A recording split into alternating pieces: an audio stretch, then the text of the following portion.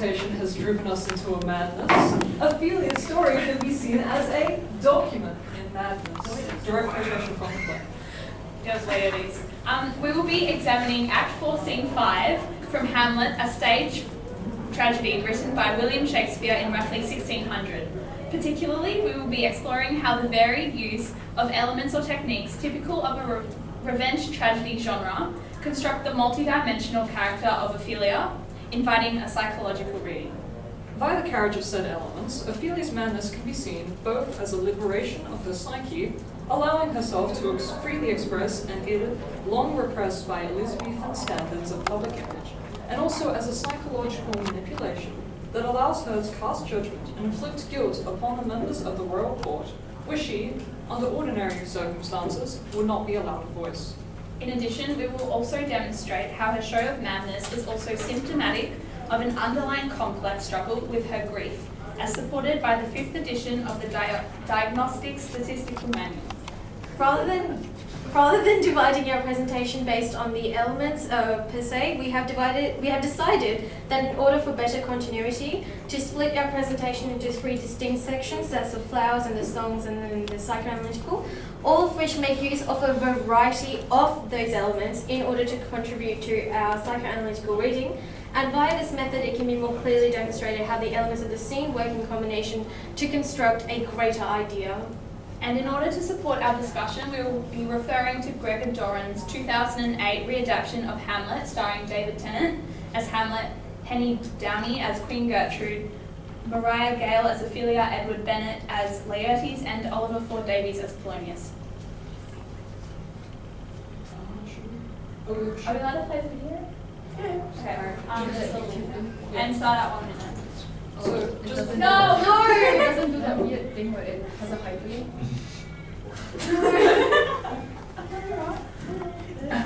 Rip. Relax. No, you can't see it. It's on this. Guys, we are entertainers over here. We focus on getting our point across. We don't want to ruin the joke. The one that we wanted to use got removed. I don't know why. Panasonic microwave oven, thank you. I have a Samsung microwave oven. LG, okay, compromise with LG. You go back. This is fine. Fear.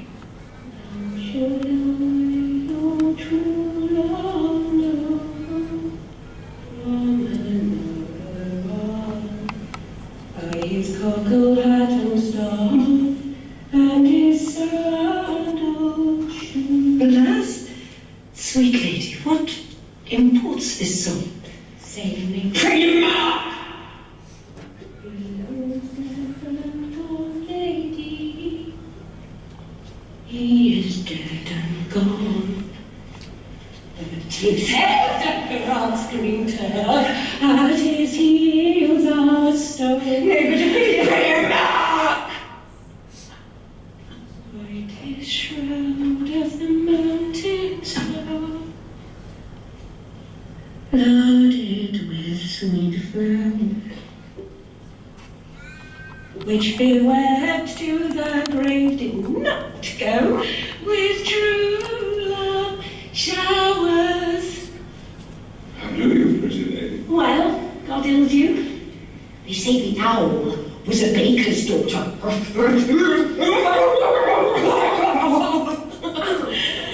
Oh Lord, we know what we are, but we know not what we may be. God be at your table. Conceit upon her father. Oh, pray now, let's have no words of this. Nobody else knows what it means to do this. Tomorrow is St. Valentine's Day. You'll live in the morning of time. And I made at your window to be a Valentine. And off he rose and donned his clothes and off the chamber door. The tin, the maid, the turret, never does not before. She told her to never make it up. But you suppose a charity, a lad and pie for shame. Young men will do till they come to it. By clock they all delay. Well, she before you tumbled me, you promised me to wed. will come to my fate. David. How long has she been us? I hope.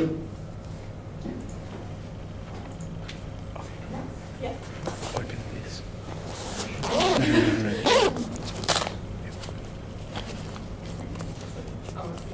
Oh yeah. So Ophelia's flowers was actually not in this clip, as I said before. But this was her in the David Tennant version, and as you can see, they were actually not flowers, weeds.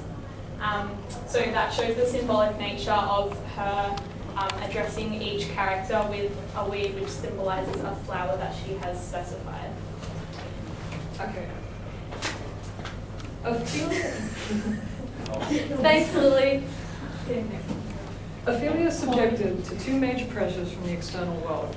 She was both put under the strain of upholding unrealistic standards of Elizabethan morality and made to endure the traumatic murder of her father, Polonius. Elizabethan morality and societal expectations of conduct as the main component of Ophelia's superego force her into a state of absolute submission to the dominant patriarchal figure in her life, her father, Polonius. Plus, these pressures prevent her from pursuing her passion for Prince Hamlet, instead opting for the action that maintains a pure public image, particularly in the eyes of her father. Hence, it can be seen that Polonius' sudden death results in the collapse of Ophelia's superego and an emerging exhibition of a long repressed id, the expression of which manifests itself through Shakespeare's continued application of monologue and soliloquy. As the scene progresses, however, Ophelia becomes incapable of maintaining her superego as the dominating force in her internal life, and therefore the collapse of the superego leads to an excessive release of a long repressed id in the form of madness. However, Ophelia's monologue is not just a quote, a chaotic ramble about flowers, but a very specific set of accusations spoken out of extreme guilt that would not have been tolerated by Elizabethan society had she not conducted them under the veil of insanity. This led us to the conclusion that perhaps her madness had only been feigned in order for her to be able to voice the judgment she so long withheld. The most cutting example of this being seen in the symbolic nature of the flowers she hands out to each member of the court. Fennel and Columbine, to the King Claudius, Ophelia gives a brave message. Fennel is the symbol for flattery, and Columbine is considered the flower for deceived lovers, a symbol of male adultery and faithlessness. In the BBC production, the fennel used was with withered leaves of some kind of weed. Further symbolism is thus entailed here, that of death and foolishness and the ephemeral nature of love, a direct accusation towards Claudius regarding the death of the old king and perhaps even foreshadowing the death and downfall of the kingdom that is yet to unfold in the later scenes, which is a cynical assertion of the cynical nature of fate.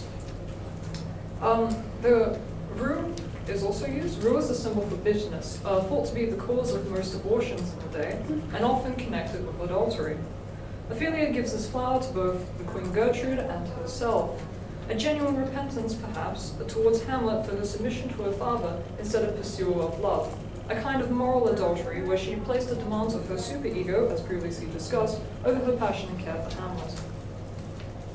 Queen Gertrude, however, as Ophelia makes sharp comment, must wear her roof with a difference.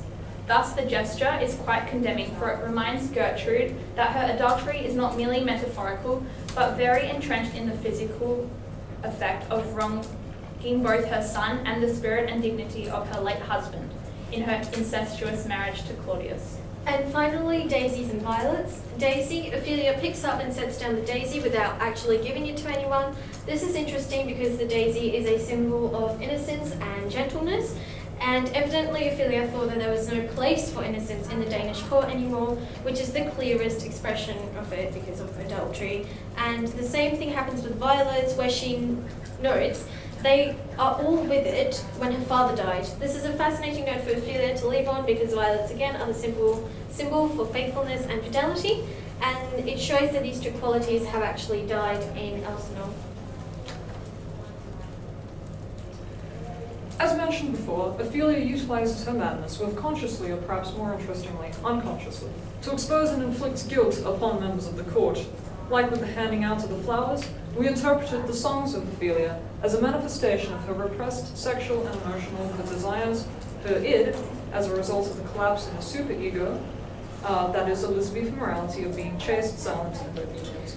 And Ophelia employs a similar vein of childlike insanity, as she did with the flowers when she sings her songs.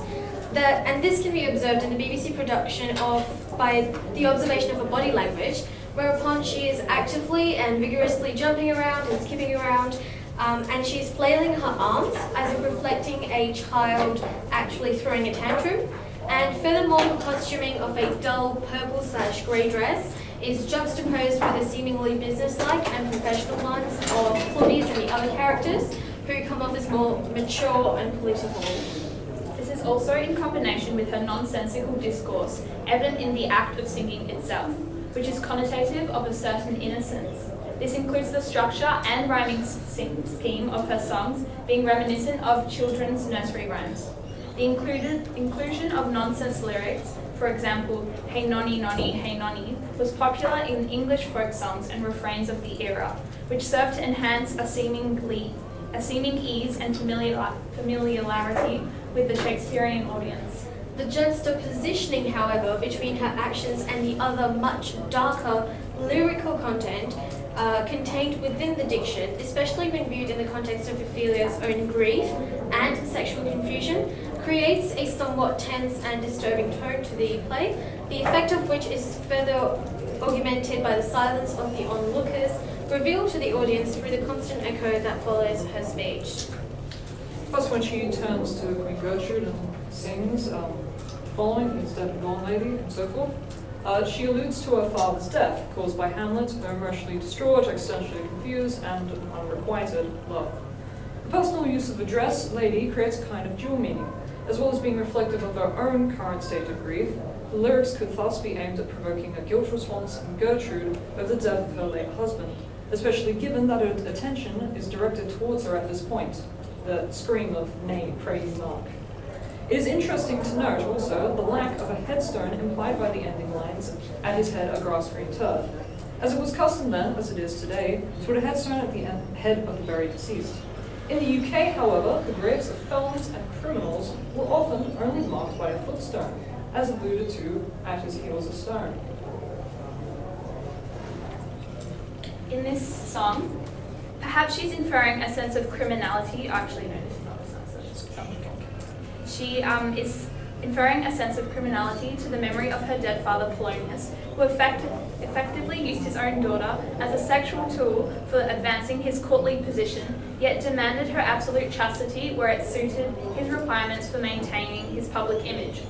Ophelia found herself unrewarded in her obedience, and in fact is seen to lament the loss of Hamlet's love, which may have been triggered by her conformative actions. As Alex Newell makes comment, her madness is also a complex expression for her love for Hamlet. She directs such madness as a, quote, hopeless gesture of atonement for betraying him, thus fulfilling poetically and ironically Polonius' theory of love madness. This betrayal is her obedience towards the dominant patriarchal figure in her life, which is her father, over that of her lover. Thus, it is seen that her judgment extends not only on the parties present, but also onto the dead. She is also and onto Hamlet in absentia. Expanding upon the complex guilt relations between her father and Hamlet, she is also seen to quickly alternate between singing verses referring to grief and loss, and to ones referring of unrequited love and sexual betrayal. Given that Ophelia remained virtually obedient to her father's instructions, the implications of these verses may seem confusing. However, as Philip Edward makes note, Ophelia's words are intensely moving because they show her deranged mind wandering over the sexual relations she has not had, the what could have been. Yet for hypothetical musings, these songs are also very accusatory in nature. Given our previous assertions, the robbed virginity becomes a metaphor for a more emotional violation, from Hamlet's original infatuation to his aloof, almost disgust at Ophelia's sexuality that would later come. The bicock being a common disfigurement of by God, but also containing the obvious double entendre, thus contributing to this confusion of innocent divinity and chaotic sexuality instigated by Ophelia's pure yet wild image, further enhanced by the BBC production's similarly ambiguous application of costuming and stage direction to Ophelia's character. Ophelia is seen to remove her dress, stripping down to her underwear, a further expression of her id. The act of undressing in itself is also symbolic of her removal of the pretensions of society that has previously burdened and silenced her. She is now seen to be finally free, while the other members of the court maintain their rigid adherence to societal standards, i.e. through their rigid posture, as seen through the bureaucratic stances and costuming of the other characters, as we've also discussed before. Thus, it is seen that she uses her insanity as a means to gain true freedom of expression in a society bound by expectations. She therefore, on a psychological level, dominates her Elizabethan superego that previously oppressed her into conformity and submission. It is through such observation of Ophelia's discourse that we have been able to apply a psychoanalytical and analytical reading to our nominated scene. As a part of a post-war Freudian reading of Ophelia and Hamlet by Yolanda Cheng, notes that the austere Elizabethan ideal and the sudden decease of her father results in the forceful domination of her ego first by her superego of obedience, and then by her id of sexual memories, which altogether determine her ultimately passive position throughout the course of the play. Whereupon we believe that Elizabethan morality is the main component of Ophelia's superego, as mentioned before, which explains her absolute submission to Polonius over her passion for Prince Hamlet, and Polonius's sudden death results in the collapse of Ophelia's superego, as Polonius is no longer there to restrict her, and she's unable to handle this, and thereby this scene acts as an exhibition of a long repressed id, which explains as to why her discourse is darkly sexual and childish, as was observed in BBC's production of Hamlet. And then we have another section that's got to do with a more psychoanalytical approach, a different one, that's complicated grief disorder and the Kubler-Ross model of 5 stages of grief. Megan Denton from Virginia Commonwealth University in Beyond Reason, Madness in the English Revenge Tragedy says, quote, "Madness is enabling rather than disabling. As we have discussed earlier, she is able to use her madness, whether subconsciously or consciously, to inflict guilt and judgment upon others. However, on a purely scientific or psychoanalytical level, her behaviours can be seen as being conclusive of some form of depression. In psychiatry, there is a proposed disorder known as complicated grief disorder, proposed for those who are significantly and functionally impaired by prolonged grief symptoms, as mentioned in the DSM-5. We can conclude that this is perhaps the case with Ophelia, as she is so overcome with grief over the death of her father to the point where she not only starts acting in a typically crazy manner, but she also actually commits suicide. This is also evident of the stages of anger and depression, according to the Kubler-Ross model of grief. The fast-paced accusatory tone, coupled with the nonsensical and highly sexualized discourse of Ophelia, foreground her mental status as one of insanity, whereupon she is hysterical as a result of her grief. And as seen in the bold points, this disorder can be characterized by the following, all of which we believe are to be present in Ophelia within her characterization. Persistent feeling of shock, feeling stunned, dazed, or emotionally numb since death. In the original version of Hamlet, the staging direction states that she enters the stage distracted, perhaps a reflection of her dazed stage and confused state of mind. She's also disjointed from reality, and if you would just go back a couple of slides, there was another one. There was a screenshot of her being introduced to the audience with a mirror, and so this initial introduction to the audience is through a blurry reflection in a cracked mirror. This is symbolic of a disjointed and fragmented state of mind following the death of her father. This is a rather subtle portrayal of her mindset. However, a not so subtle portrayal is the fact that her appearance is often unkempt. She is bruised, she is hurt, her hair is disheveled, and you can see her makeup is dark, so it shows that her eyes are sort of sunken, and this suggests a lack of self-care and perhaps even a certain ignorance of the surroundings. And if you could just go another slide back. Oh no, sorry, forward. Sorry. In this is the Benedict Cumberbatch version of Hamlet, directed by Lindsay Turner. And as the scenes progress, as we have seen by the reviews, the physical stage in itself starts to disintegrate, and they start bringing in rubble and debris. So this is a flower scene in the actual production. So this shows how, as the surroundings are actually a reflection of her own disintegration.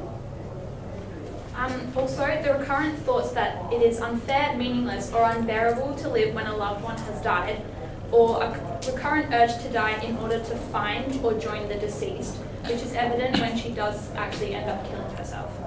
As well as the recurrent feelings of anger or bitterness related to the death, which is seen through her lashing out towards Claudius and Gertrude. Her lashing out in a feral manner when anyone tries to approach her, also almost mimicking a child during a tantrum. Her childishly violent body language of I got that in tape. Experiencing intense or psychological reactivity to memories of the person who died or to reminders of the loss. And this is seen through the flowers. She also demonstrates symptoms that cause clinically significant distress or impairment in social, occupational, or other major areas of functioning, where impairment is not explicable as a culturally appropriate response. She publicly undresses herself, and her discourse is connotative of sexual desires, rejected and dismissed in women during the Elizabethan times. So we believe that whether her madness was subconscious or unconscious or conscious or whatever, it's actually a way for her to speak out against the restrictions of society, which can be seen as a superego. And since Polonius, the main patriarchal figure in her life, dies, her superego experiences a collapse, and therefore she is finally, you could say, free, and her id makes a reappearance due to the sexual repression over the course of her life. Anything else to add? This is incorporated through the diverse use of elements, not just specifically to one, but a combination of the ones that we have listed. It's also interesting to note that a lot of the stage directions in Hamlet are quite vague, allowing for a wide variety of interpretations, as we have seen across the multiple examples we have given in production. And, yep, some needs for us to kids. And David. that's it.